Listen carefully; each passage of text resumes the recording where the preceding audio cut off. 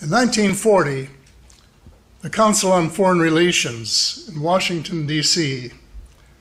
decided that that Hitler was going to lose the war and that they should start preparing for the next empire, an American empire. And it was to comprise all of the area that Hitler had coveted, including the United Kingdom, all of North America, New Zealand, Australia, and much of the Southeast Pacific Rim. And they've been working at it ever since. They have linked forces with other organizations since, including the Bilderbergers, a post-war organization in Europe, which is the most secretive and one of the most powerful, if not the most powerful organization in the world today.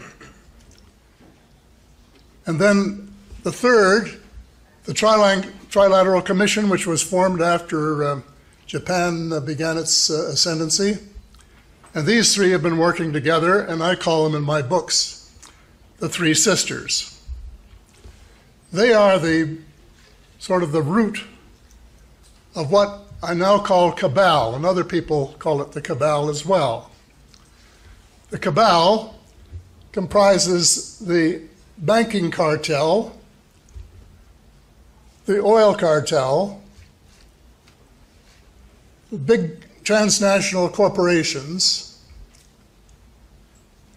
the intelligence agencies, many of them, but including the CIA, the FBI, the NSA, and a couple of foreign ones, the MI6 from the UK and the Mossad from Israel, and a huge slice of the American military. And they are the cabal, and they have been running the United States for the last half-century to the point where presidents have been little more than talking heads, and the Congress hasn't had a clue as to what was going on.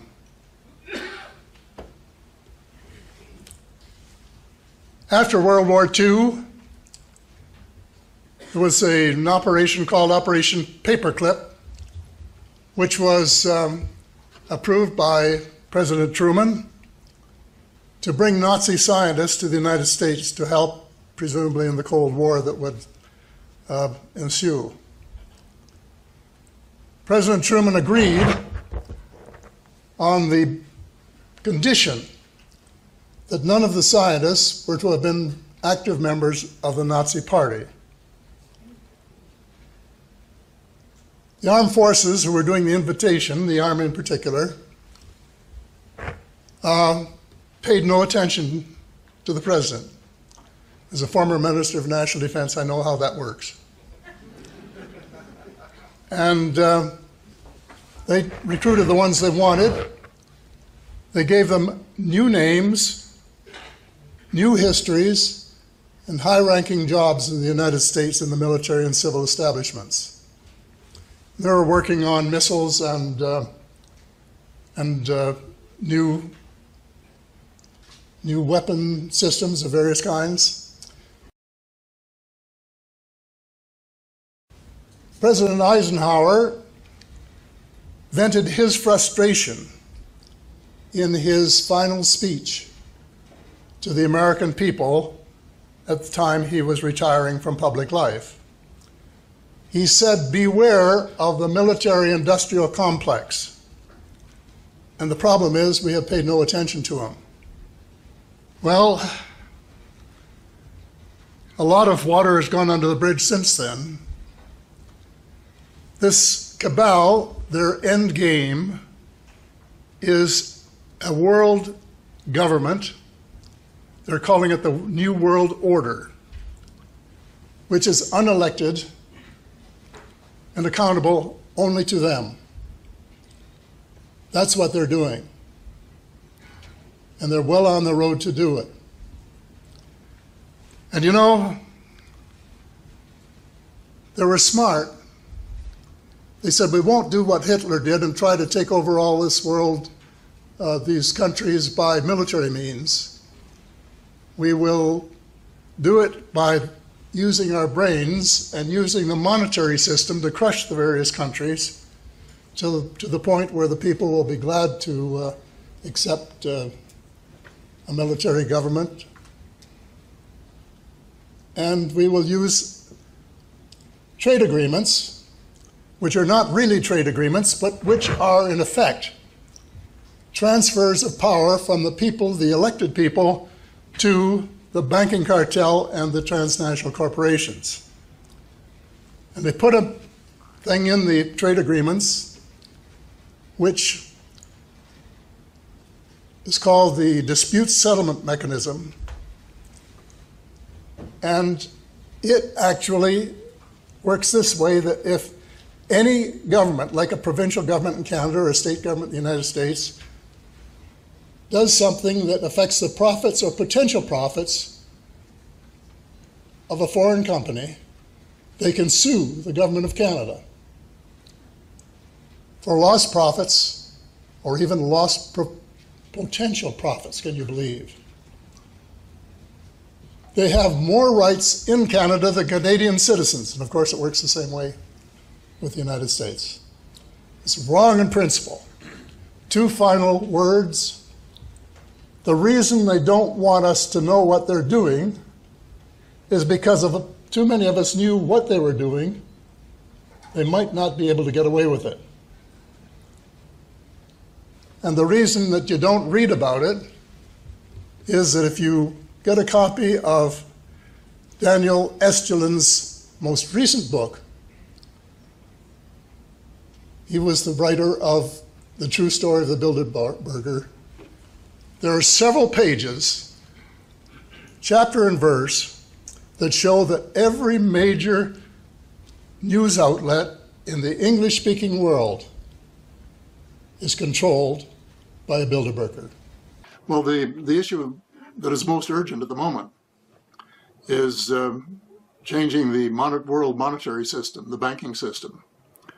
And this is a long story, and I know you don't want to spend a lot of time on it, but it is critically important.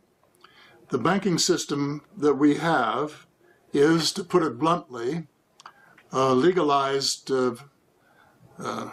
fraud, to put it in bold terms. And we have to change it for the benefit of all. There are many things in my book that you will know from having read it, where I talk about the world being run by a very small group of elite people who are immensely wealthy and who want to stay that way.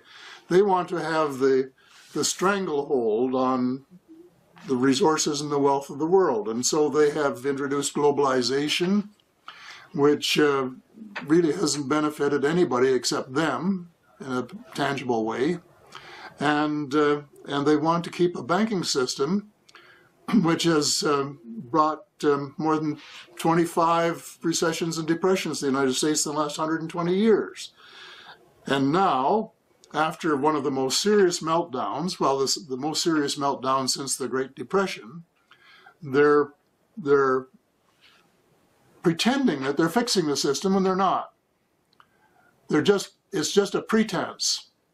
And they're pretending to slap the hands of the bankers who are responsible for it, and it is just a tap in the hand. It's like finding a prostitute $20 for being on the street, knowing that she's going to go back out the next night and earn more than that. And the banks are doing exactly the same thing. They're just laughing all the way to their vaults.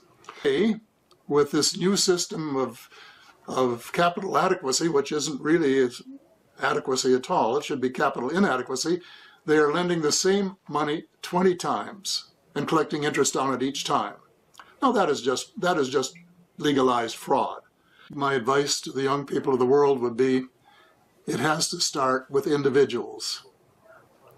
I used to describe this sort of thing like a beach.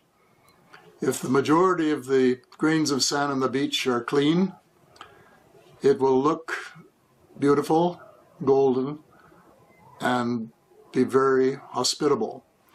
If the majority are covered with oil slick, dirty, or translated into the wider problem, evil, or uncaring or self-centered, then you have a dirty beach, which is very unattractive. And that is much of what's going on in the world today. But this has to start with individual people, and it has to come from the bottom up, not from the top down, although I must say that, good leadership is very important, and if you can get somebody with high moral and ethical standards at the top, this will rub off on some of the younger people. But basically, the young people have to change the world one at a time, individually, and try to make their motto to leave the world in a little better place than when they found it. And if everyone does that, and then if enough people do that, they will then put the political pressure on the leaders to make the macro changes that are essential to change the monetary system and to do the other things that have to be done to, in effect, save the world. You what, mate?